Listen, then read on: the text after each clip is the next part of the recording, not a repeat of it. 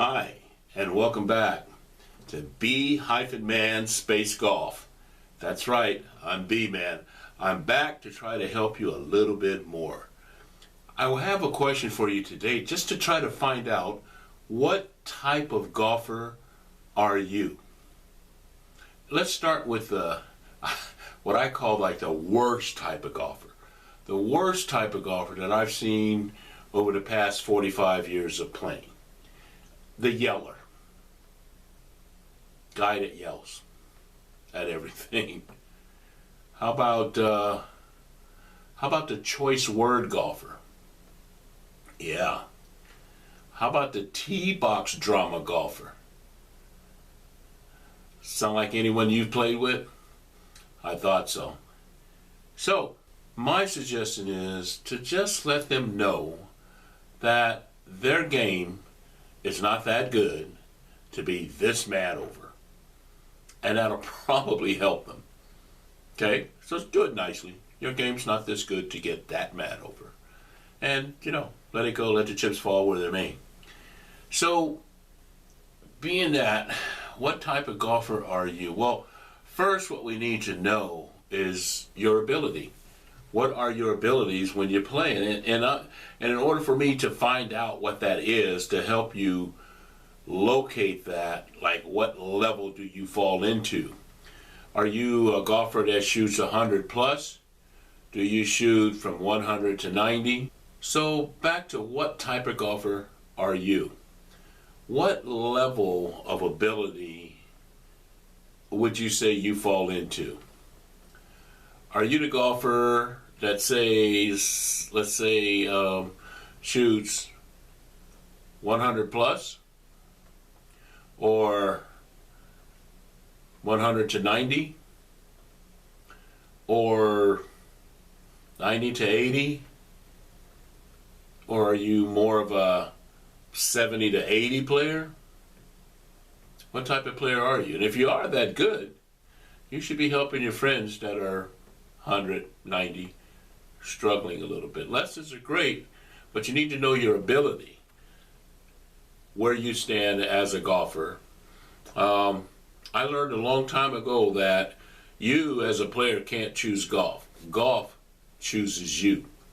That's the way it goes with this game. It's a singular sport that you have to rely on yourself and no one else. There's nobody out there to help. You can't pass the ball in golf. You can't dribble the ball in golf. So you're your worst and best enemy. So we want to find a way to get around that.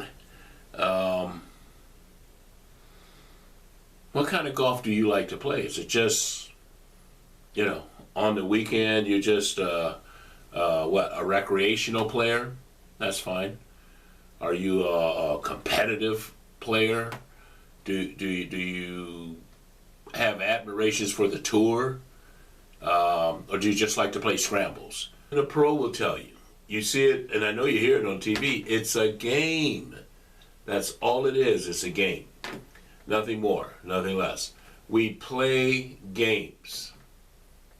Golf happens to be one of them. You may be the best baseball player that ever played baseball, but can't play golf. You might be the best football player that ever played football, but you can't play golf. You could be the best wrestler or weightlifter ever, but you can't play golf.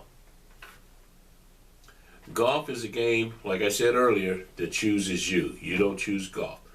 And once it does, and that bug gets you, I'm just speaking to golfers, they know what I'm talking about. They'll be able to explain it to you, so don't get mad at me just for saying something that's really true.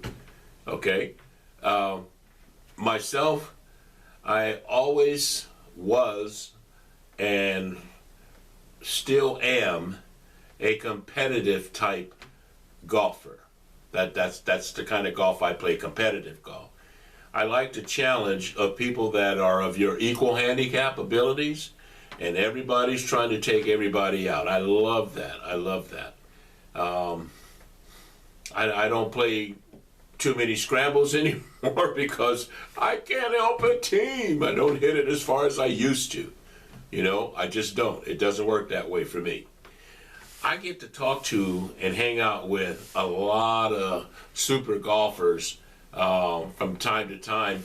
And we have a big tournament coming up here in the Tampa Bay area, the Valspar.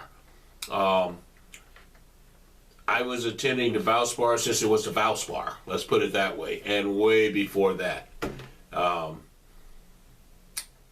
Watching how they go about their business, especially on Thursday, Friday, Saturday, Sunday. You should see them working out the kinks on a Wednesday. Leave them alone. Don't try to deal with them. The best time to approach a pro, I think, Monday, Tuesday, if they're just knocking it around, but Wednesday, they're working out distances on their clubs with their caddy, they're writing things down, and they're on the range, or they're on the practice green, and they're notating things that they can use, because that's their job. That's their job. Playing professional golf is a job. Imagine somebody coming on your job and messing up your time when your boss has a deadline for you and you can't get it completed because someone else needs something else from you. You're probably going to catch heck from your boss if you keep missing his deadlines or her deadlines. Golf is the same way. It's a business. Yes, they hit golf balls every day, 1,000 balls a day. Yes, they chip for 4 hours. Yes, they putt for 2 hours. Yes, they hit balls at the driving range all the time. Just like you have your 8-hour space, 40-hour work week, they have the same thing. The difference is on Thursday, Friday, Saturday, Sunday, in most cases, it's 9 to 12 hours. Thursday, Friday, Saturday, Sunday. It really is. But we don't think of them like that. We just see it for the base of entertainment, and it's my guy winning. That's great and fine and dandy until you decide to try to go outside at your club and do the kind of things that your guy was doing the last 4 days. And you haven't been properly trained. Your guy has been trained, maybe since early age for him or her, college, high school, whatever the case, and a good solid coach in the professional ranks, because again, this is their business. They want the best CEO out there so that they can rake in the dough. And most times they do. They're that good. It's so competitive out there. It's no different than the guy sitting next to you in a college classroom. He's getting A's and you're getting A's. The competition is thick. The same thing with them out there. He hits at 330, I'm going to hit at 330. He gets a birdie, I'm going to hit a birdie. It's very competitive at that level. But the paydays obviously are way larger than what we can imagine. But in some cases, I could win $3 off a buddy of mine and feel like I won $1 million. Why? Because I never won $3 off of him or her. And trust me, there are some women out there that you don't want to be playing any money games with, because they'll take you. That's no joke. There's some good ones around here. Yeah, there are. We've played with them a couple of times, and we're looking forward to getting out west and playing with a couple of other ones once we get the opportunity. And, it's a lot of fun. It's a lot of fun. But that's just golf itself. What I'm going to show you with this podcast is where your feet need to be in relation to the different types of clubs that you're hitting. I'm going to show you where your feet need to be for your close irons, where the ball is. You're going to see sticks on the ground crossing an X so that you know where the ball goes and where your feet line is. I'm going to show you that to try to help you so that you can play better golf, or at least start beginning to, and paying attention to your feet. Because I thoroughly believe 110% golf is played from the ground up. We're going to start on the ground.